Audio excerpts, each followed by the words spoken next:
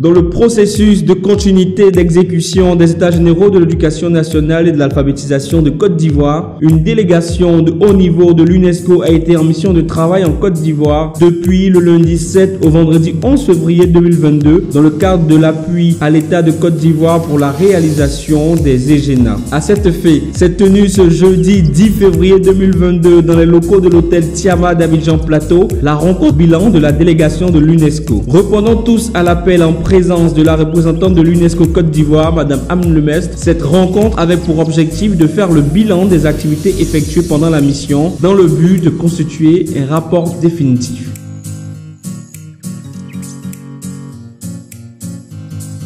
Je suis très heureuse d'avoir une grande délégation de l'UNESCO comme ça. C'est quand même une opportunité unique.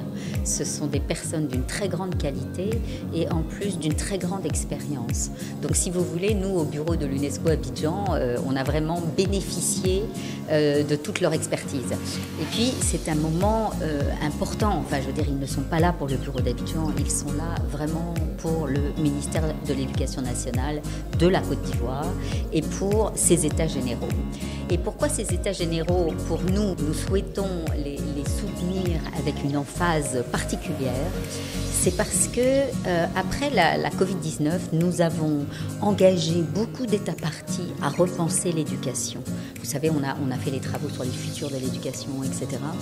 Et que la Côte d'Ivoire fait partie des premiers pays à se positionner dans cette réflexion sur la réforme de son système éducatif. Donc pour nous, ce premier pays, la Côte d'Ivoire, mérite notre soutien parce que c'est un acte courageux. Et puis, c'est un acte qui nous oblige, nous tous les spécialistes de l'éducation, à apporter des solutions innovantes, créatives, et dans lesquelles on va pouvoir rénover le système éducatif pour avoir un système éducatif plus inclusif.